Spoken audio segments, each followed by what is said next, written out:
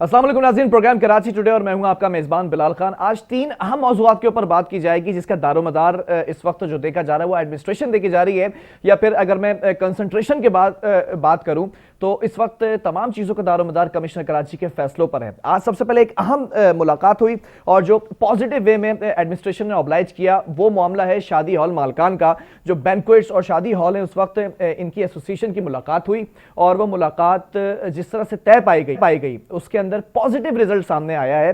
शादी हॉल मालकान की हुकूमत के साथ जो मुज़ाकरात थे वो इस वक्त कामयाब नजर आ रहे हैं और ये भी यकीन दहानी करवा दी गई है तमाम शादी हॉल एसोसिएशन को कि 2 अगस्त से पहले ये हॉल्स खोल दिए जाएंगे। पहले एक कशमकश थी कि हॉल्स के ऊपर एसओपीज बनाए जाएंगे, एसओपीज किस तरह से वाजे किए जाएंगे, एक स्ट्रेटजी बयान की गई, उसको ऑब्लाइज किया गया। इस मीटिंग के अंदर जो लोग मौजूद थे उनका भी मैं यहां पर जिक्र करना चाहूंगा। कमिश्नर कराची जो वहां पर मौजूद थे इफ्तिखार शलवानी साहब, वजीर बल्दियात और इत्तलात सैयद नासिर हुसैन शाह साहब भी मौजूद थे और दीगर आला हुकाम भी उस मीटिंग के अंदर मौजूद थे। एसोसिएशन ने जो मुतालबात किए और उसके बाद जो मुज़ाकरात हुए उस पर ये सबसे पहले बात करना चाहूंगा कि और कुछ अहम इशूज के ऊपर भी मौजू को जो है वो डाइवर्ट करना चाहूंगा कि एसओपीज जो सबसे ज्यादा इस वक्त जरूरी समझे जा रहे हैं कैसे फॉलो करवाए जाएंगे। इस वक्त मुझे ज्वाइन कर चुके हैं शादी हॉल एसोसिएशन के सदर हैं राना रईस।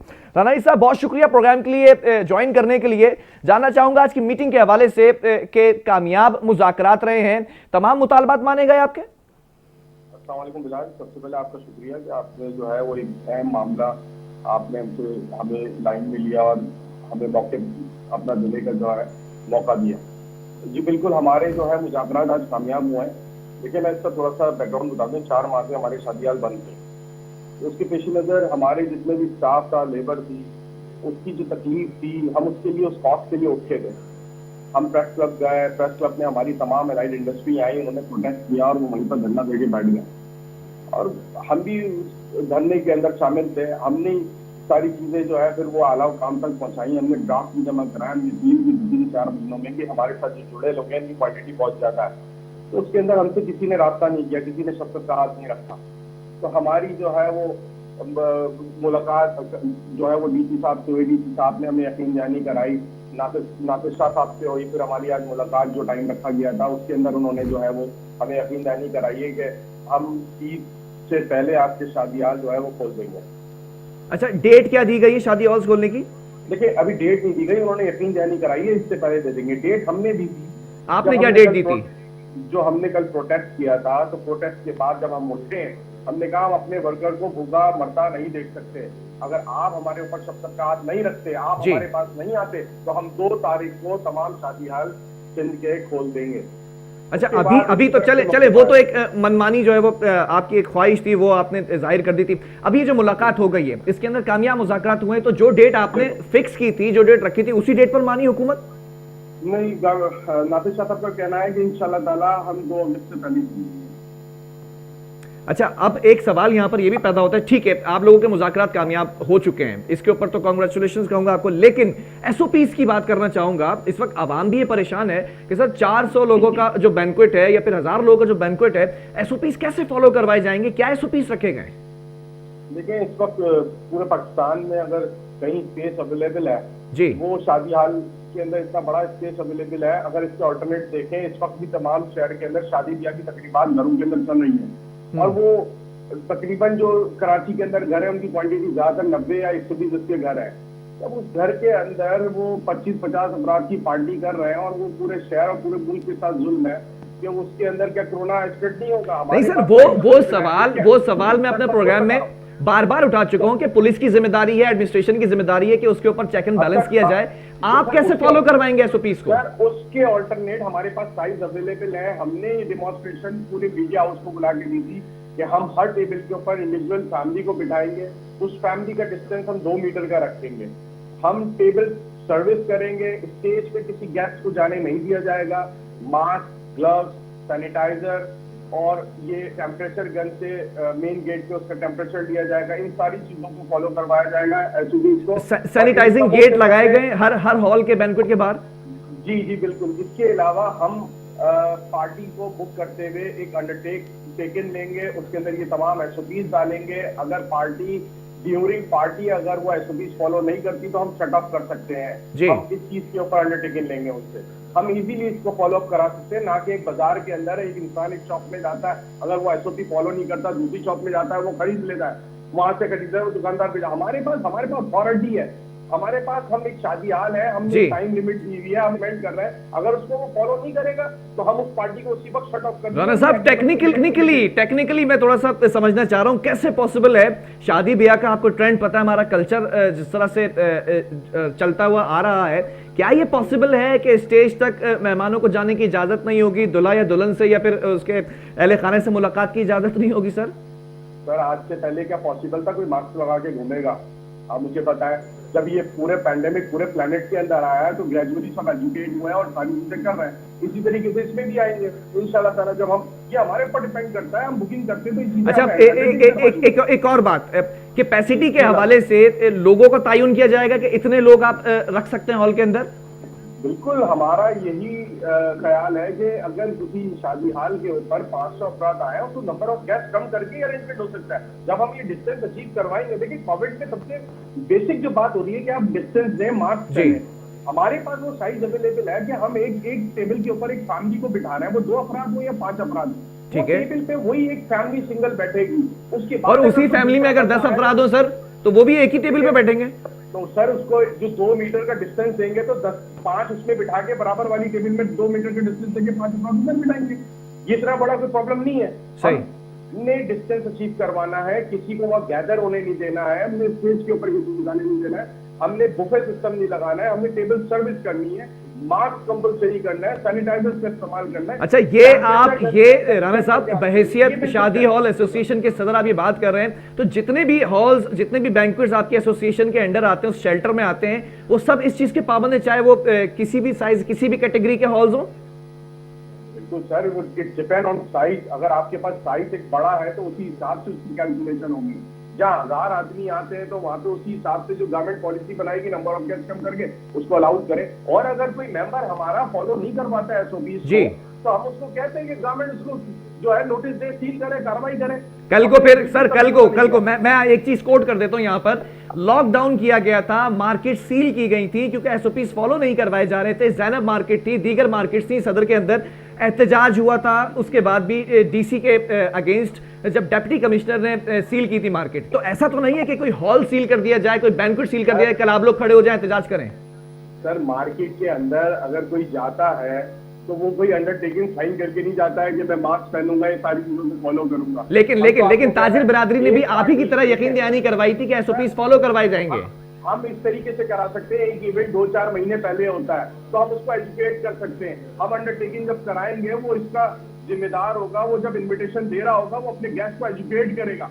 और सेकेंडली फिर हम वहां पे भी तमाम लोगों को एजुकेट करेंगे, जब दरवाजे के अंदर आएंगे उसी वक्त अगर वेयर नहीं किया होगा मास्क तो उसको वेयर करवाएंगे, फिर अंदर जाने देंगे। अगर टेम्परेचर कंसिस को टेम्परेचर होगा तो उसको अंदर जाने नहीं दिया जाएगा। इस चीज की वो अंडरटेकिंग देंगे पार्टी वाले, फिर जाके हम बुकिंग करेंगे। जैसे एक मार्केट में अगर आप कोई चीज खरीदने जाते हैं, क्या दुकानदार आपसे अंडरटेकिंग लेता है किसी चीज की? हमारे पास पहले सिस्टम है बुकिंग का, तो हम एजुकेट भी करवा सकते हैं और अंडरटेकिंग भी ले सकते हैं। और इंशाल्लाह अमल दरामद करा के आपको दिखाएंगे, इसलिए कि हमारे पास साइज जो है उसके हिसाब से हम डिस्टेंस भी दे सकते हैं अपने पास।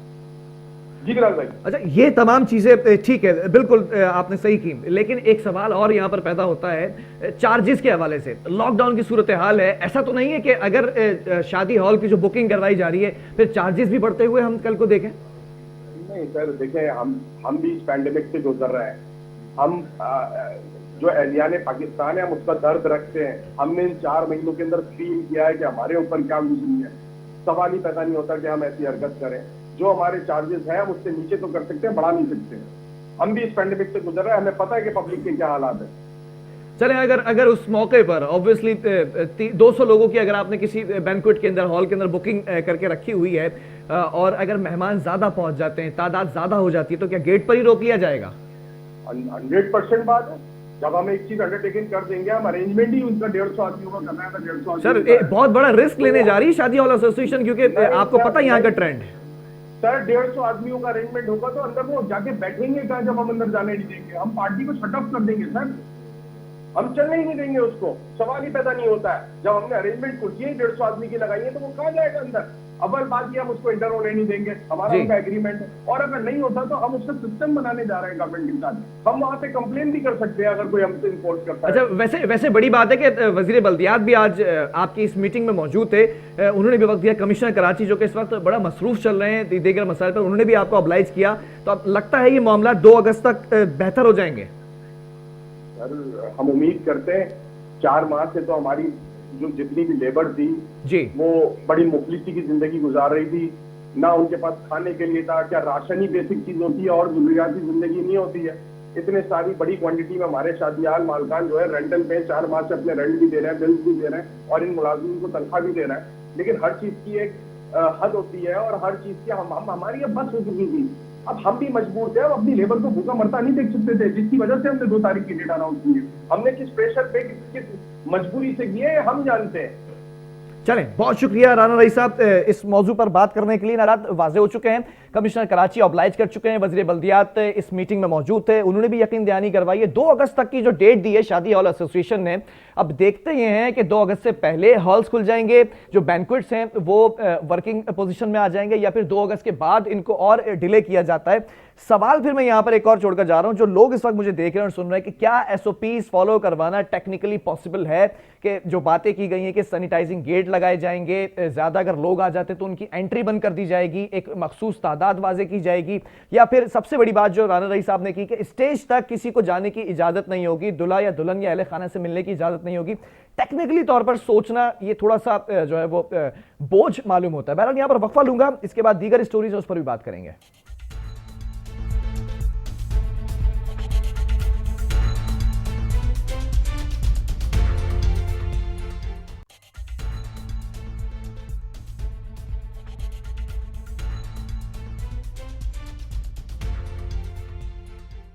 वेलकम बैक नाज़रीन, बात कर लेते हैं दूसरे अहम इशू के ऊपर। जैसे कि मैंने स्टार्टिंग में कहा इंट्रोडक्शन में कि आज 3 अहम मौजूआत हैं, तीनों का दारोमदार कमिश्नर कराची से है और कमिश्नर कराची से मुतअद्दिद बार राब्ता करने की कोशिश की जा रही है। दुआ गो है कि वो प्रोग्राम में ऑब्लाइज कर लें, क्योंकि एक मसला तो उन्होंने हल करा दिया शादी हॉल एसोसिएशन का, लेकिन एक और अहम मसला है दूध फरोख्त होने के मामले पर।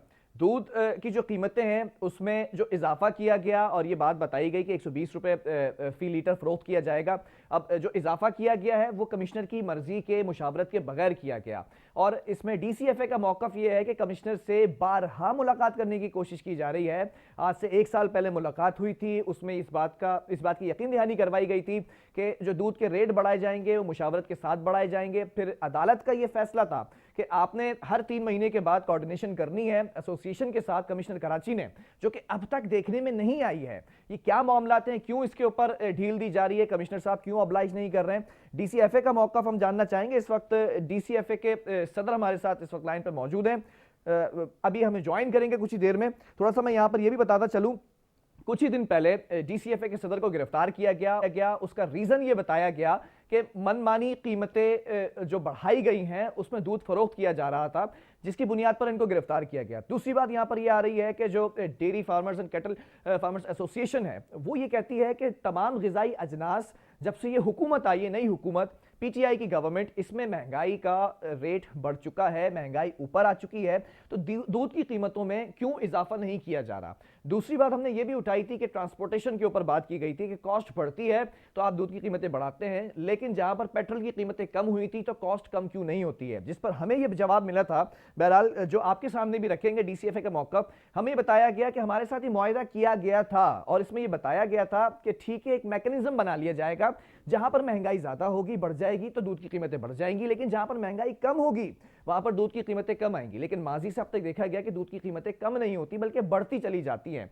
अगर मैं बात कर लूं 94 रुपए से जो कोर्ट का ऑर्डर था उस कीमत पे दूध फरोख्त किया जाए, लेकिन दूध 110 रुपए ही फरोख्त किया जा रहा था। तो ये जो गैप है 94 से लेके 110 रुपए का, ये गैप असल में हकीकत क्या है, इसको एंजॉय कौन करता है, ये भी मैं आपको बता देता हूं। जो जराए हमें बताते हैं, बड़े वसूख जराए बताते हैं, बड़े खुफिया जराए बताते हैं कि इस गैप को एंजॉय करती है एडमिनिस्ट्रेशन, इस गैप को एंजॉय करती है आपकी जो इस वक्त पुलिस जो तमाम चीजों को रूल कर रही है। इस वक्त हमें ज्वाइन कर चुके हैं डीसीएफए के सदर हैं शाकिर उमर गुजर साहब। शाकिर साहब बहुत शुक्रिया ज्वाइन करने के लिए।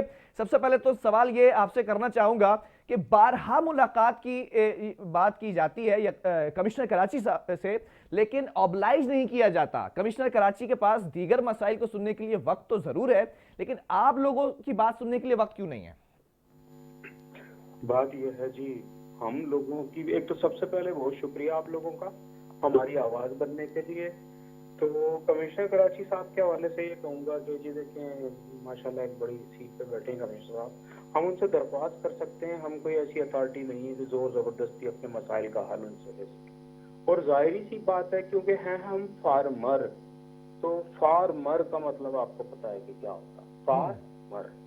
तो बस ये है, फार्मर के साथ यही अहवाल किया जा रहा है कि फार्मर का मुसलसल इस्तेहसाल किया जा रहा है। और जाहिरी सी बात है, अवामुन नास के सामने फार्मर्स की अब ये शक्ल हो गई है कि जी हम जोर जबरदस्ती दूध की कीमतें बढ़ा देते हैं, जबकि हकायक ये हैं कि 2.25 साल से अब तक कमिश्नर कराची ने नोटिफिकेशन नहीं किया।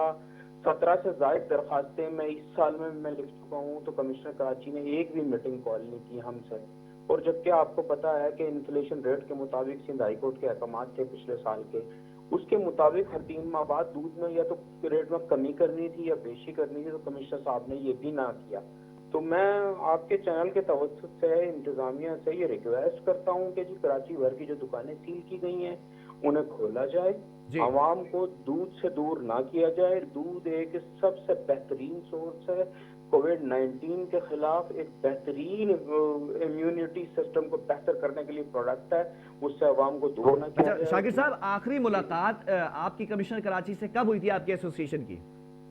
पिछले साल 13 जुलाई की शायद बात है, जब मीटिंग हुई थी, पूरा मीडिया सामने था, जब कमिश्नर कराची ने कहा था कि जी दूध की कीमतें रेट इन्होंने वापस ले लिया, तो हमने वहीं इनके सामने कह दिया था कि दूध की कीमतें वापस नहीं लेंगे, दूध 110 रुपए फी लीटर जो पिछले साल कहा था हमने ये। अच्छा, अगर मेरी याददाश्त साथ दे तो 13 जुलाई को ये बात भी की गई थी कि 19 जुलाई को एक नोटिफिकेशन निकाला जाएगा।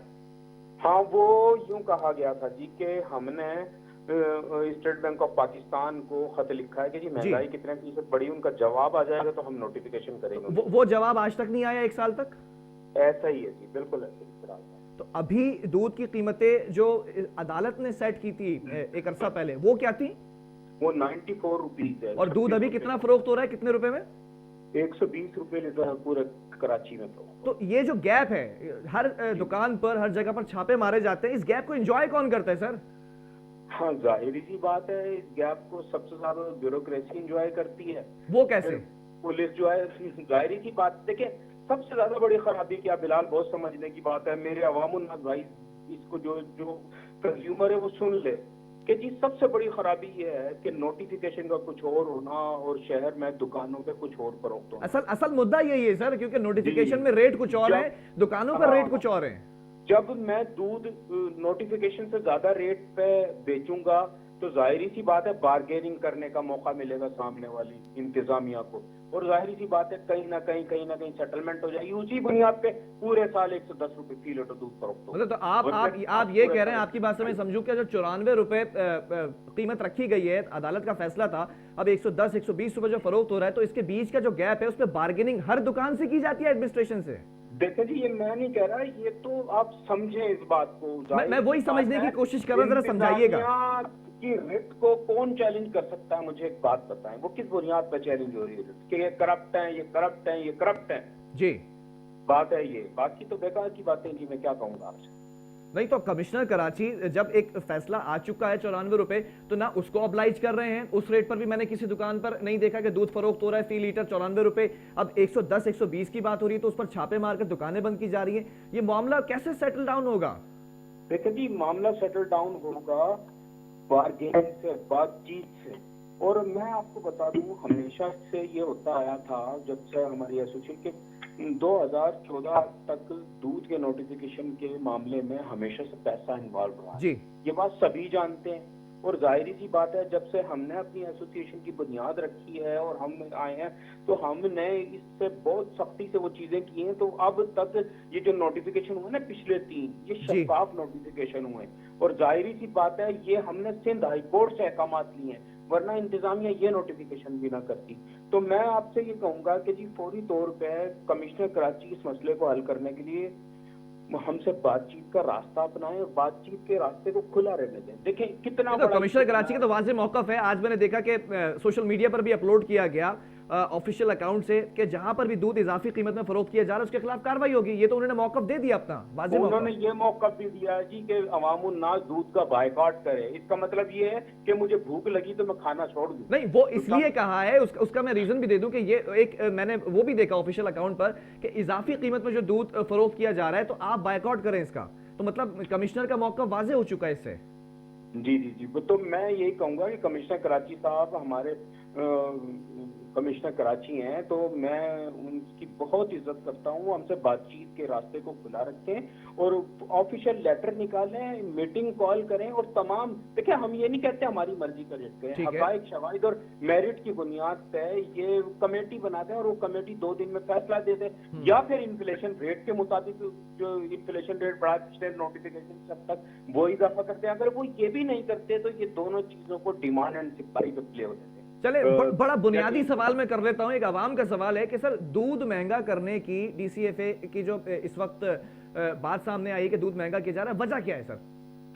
वजह इनपुट देखें बिलाल, एक बात तो समझ लें, दूध की कीमतें मेरी और आपकी ख्वाहिशात पे मुनसिर नहीं है कि जी मैं ख्वाहिश करूं तो कीमत बढ़ जाए। इसका बराह रास्त ताल्लुक इसके इनपुट्स की कीमतों से है। इनपुट्स जितना बढ़ेंगे उतनी कीमतें बढ़ जाएंगी। और मैं आपको बता दूं इनपुट्स का ताल्लुक भी बहुत सारी चीजें वफाकी गवर्नमेंट के हाथ में है। वफाकी गवर्नमेंट चाहे तो इनपुट्स की कीमतें नीचे आ सकती हैं कि वो भूसे की एक्सपोर्ट को रोक दे, वो चोकर की एक्सपोर्ट को रोक दे, वो दीगर अजनास की एक्सपोर्ट को रोक दे, और जिससे फिर जो है हमारे लिए वो सस्ती हो जाएंगी। और दूसरा, जो आला तरीन जो ब्रीड है जिसकी एफिशिएंसी दूध देने की सलाहियत ज्यादा है, उस ब्रीड को, जैसे हमारी ब्रीड को दुनिया ने इम्प्रूव किया, हमें भी इम्प्रूव करने के लिए मौका दे, हमें एजुकेट करें और दूध की कीमतें हम क्यों बढ़ाएं, हम अपनी ब्रीड को बेहतर करें और उससे पैदावार ज्यादा लें ताकि अवामुन्नास को भी रिलीफ मिले। अच्छा, इस पर भी मैं आपका मौकफ चाहूंगा थोड़ा कि दूध की कीमतों को डायरेक्टली इनडायरेक्टली रिलेट किया जाता था पेट्रोल की कीमतों से। जो मैं 12 सवाल करता हूं, क्या इसमें कितनी सदाकत है कि पेट्रोल की कीमतें बढ़ती हैं तो कॉस्ट भी बढ़ जाती है दूध की?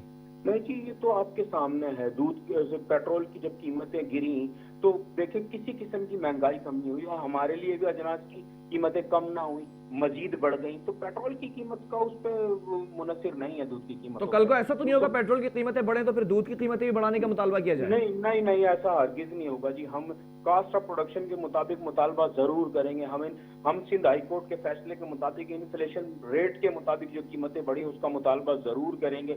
या फिर तीसरा मुतालबा हम ये जरूर करेंगे कि जी डिमांड एंड सप्लाई पे प्ले होना चाहिए पूरा निजाम। अच्छा, आज से पहले ऐसा कभी हुआ तो नहीं है? जरा इस पर भी मौकफ दीजिएगा। पेट्रोल की कीमत कभी बढ़ी हो तो दूध की कीमतें बढ़ाने का मुतालबा किया हो? नहीं नहीं नहीं, ऐसा हरगिज। अच्छा, क्वालिटी और प्रोडक्ट के हवाले से भी आपसे बड़ा सवाल किया जाता है, खासतौर पर कराची और हैदराबाद के हवाले से, दूध की प्रोडक्ट के हवाले से, और क्वालिटी का बड़ा मेन इशू है। तो क्वालिटी क्या आपसे डिमांड करती है एडमिनिस्ट्रेशन? देखिए जी, पहले तो ये सुन लें कि दूध की कीमतें और अडल्ट्रेशन दो अलग मामला हैं जी। और सिंध फूड अथॉरिटी और तमाम ये चारों सूबों में बन चुकी हैं। जो मिलावट करता है उसके खिलाफ बिला इम्तियाज कार्रवाई होनी चाहिए और उसकी हम भी निशानदेही बारहा कर चुके हैं और उनके खिलाफ हमने मुख्तलिफ चैनल के खिलाफ साथ मिलकर कार्रवाई भी की है। तो मैं आपको ये भी बता दूं कि कराची और हैदराबाद के अवाम वो खुशनसीब अवाम है और सिंध भर के वो अवाम जो खुशनसीब अवाम है कि जो पूरे मुल्क का सबसे आला तरीन दूध पीते हैं। क्योंकि कराची और हैदराबाद का जो दूध हासिल किया जाता है वो प्योर खालिस अजनास जानवरों को खिला के हासिल किया जाता है और अडल्ट्रेशन नहीं होती। क्योंकि ये 3 डायमेंशन में ये कारोबार है जिसमें बीच में होलसेलर है और होलसेलर ऐसी शराइत लगाता है कि वो दूध जरा सी क्वालिटी खराब होती तो वो फार्मर के डेयरी फार्म से दूध उठाया नहीं जाता, वहीं पड़ा वो खराब हो जाता है। तो मैं ये बताना चाहूंगा कि कराची और हैदराबाद की क्वालिटी और पूरे सिंध की क्वालिटी दूध की बहुत आला क्वालिटी है। वहाँ दीगर सूबों में दूध की क्वालिटी बहुत खराब है, उसके लिए फूड अथॉरिटी। अच्छा शाकिर साहब, एक और सवाल यहाँ पर जो है वो मैं आपकी तरफ रखना चाहूंगा। ये जो गैप की बात की ना आपने, जो गैप एंजॉय किया जाता है, ऑब्वियसली एडमिनिस्ट्रेशन के ऊपर बड़ा सवालिया निशान है। ये जो गैप एंजॉय करते हैं 94 से 110 का गैप और फिर अब 120 हो गया, तो क्या अभी भी जो छापे मारे जा रहे हैं, दुकानें सील की जा रही हैं, अभी भी क्या एडमिनिस्ट्रेशन गैप एंजॉय करेगी? है देखें जी, अब तो चूंकि मीडिया बहुत ज्यादा तेजी से इन्वॉल्व हुआ तमाम चीजों में और जैसे कि हम तसव्वुर नहीं कर सकते थे कि फार्मर्स की इतनी सुनवाई होगी। तो अब मैं ये समझता हूँ ऐसा ना हो, पर बहुत जरूरी ये है कि जो नोटिफिकेशन हो वही रेट फरोख्त हो। बसूरत दिगर खराबी बहुत ऊपर की सतह तक है, ये समझ लेना चाहिए सबको। और हमारे आला उन इदारों को भी समझना लेना चाहिए जिनमें नैब, एंटी करप्शन और दीगर लोग शामिल हैं, कि जी खराबी इंतहाई ऊपर की सतह तक है। हम बाकी तो तहकीकात ये खुद करेंगे, और फिर तमाम चीजें जब अगर हम उन्हें मंजिल पर पहुंचाने की कोशिश भी करते हैं तो आला अदलिया को भी गुमराह कर दिया जाता है। ये सब चीजें पिक्चर में हैं, ये सब जानते हैं, और जाहिर सी बात है कि खराबियां तो पूरे के पूरे इस निजाम के अंदर मौजूद हैं। उसे हम सब ने मिलकर इकट्ठा करना होगा। हम सब ने इतनी अखलाकी जुर्रत पैदा करनी होगी कि हम सही को सही कहें, गलत को गलत कहें। अच्छा, dairy and cattle farmers association, तो एक तासुर ये भी जाता है कि जो कैटल आपके साथ एसोसिएट है वहां पर 40-40 लाख 50-50 लाख के जानवर इस वक्त ऑब्वियसली आप देख रहे हैं कि मंडी के अंदर अगर आप जाके कैटल फार्मर्स का जो टेंट विजिट करें तो यही रेट है। तो एक तासुर ये भी जाता है कि इनके पास तो ऑलरेडी ये सरमायादार हैं, तो क्या सरमायादारों का भी दिवालिया निकल सकता है? ये थोड़ा सा क्लियर करवाना चाहूंगा आपके एसोसिएशन के मौकफ पे।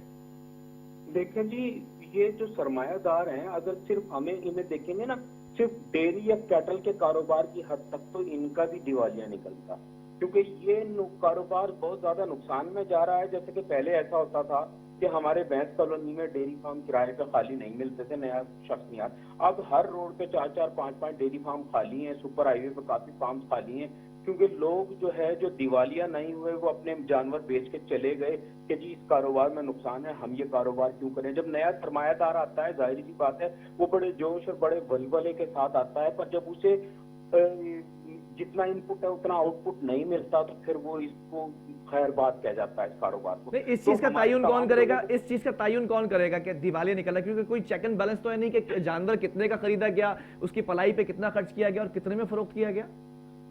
देखें जी, इसका तायुन गवर्नमेंट ऑफ पाकिस्तान को करना चाहिए। चारों मुतालिका जो हमारे महकमा लाइव स्टॉक है वो बराबर के शरीक है दूध की कीमतें बढ़ने में।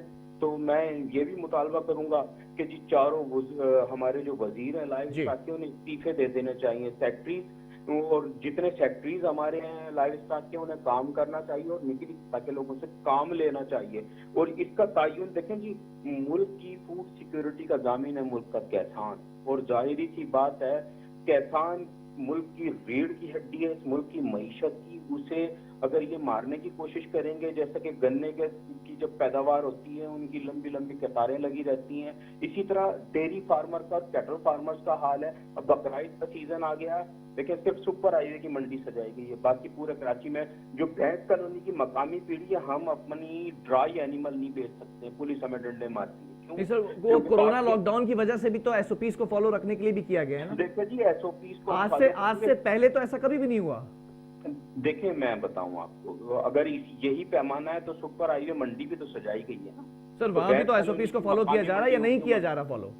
जी एसओपीज को फॉलो किया जा रहा है, तो भैंस कॉलोनी में फॉलो किया जा सकता है जी।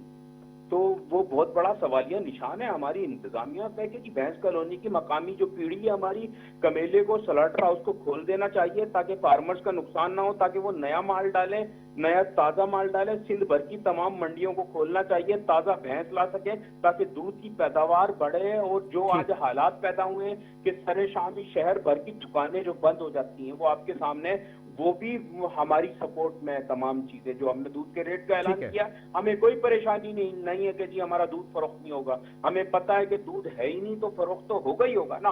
तो हमारा, तो मैं ये समझता हूँ कि जी जो हमारे सिंध भर की मंडियां हैं वो खोल देनी चाहिए पंजाब की तरह, और भैंस कॉलोनी की मकामी जो पीढ़ी है उसे भी खोल देना चाहिए। मैं मुतालबा करता हूँ वजीर आला सिंध से कि सिंध जो भैंस कॉलोनी की पीढ़ी है कमेला, उसे खोल दिया जाए ताकि फार्मर्स परेशानी से बच सकें। चलें, शाकिर गुजर साहब बहुत शुक्रिया प्रोग्राम के लिए आपने वक्त दिया। नाज़रीन, मामला यहाँ पर डीसीएफए का मौक़िफ़ सामने आ चुका है कि डीसीएफए ये कहती है कि कोर्ट का, अदालत का एक नोटिफिकेशन आ चुका है, फैसला आ चुका है। वो 94 रुपए डिसाइड किए गए थे, लेकिन सवाल यहाँ पर ये एक बहुत बड़ा एडमिनिस्ट्रेशन के ऊपर सवाल है कि 110 रुपए 120 रुपए जो फरोख्त किया जा रहा है, ये जो गैप है, इस गैप को एंजॉय कौन कर रहा है? ढके छुपे अल्फाजों में ये बात वाजे की गई कि एडमिनिस्ट्रेशन इस गैप को एंजॉय करती है। जब छापा मार के दुकान सील की जाती है तो फिर या तो डिमांड की जाती है, ये दुकान दोबारा कैसे खुल जाती है, फरोख्त कैसे होती है। नाज़रीन, इसी के साथ प्रोग्राम का वक्त खत्म हुआ। आपके फीडबैक का मैं मुंतज़िर हूं, आपने अपना फीडबैक मुझ तक जरूर पहुंचाना। जब तक के लिए बिलाल खान और मेरी पूरी टीम को दीजिए इजाजत। अल्लाह हाफिज।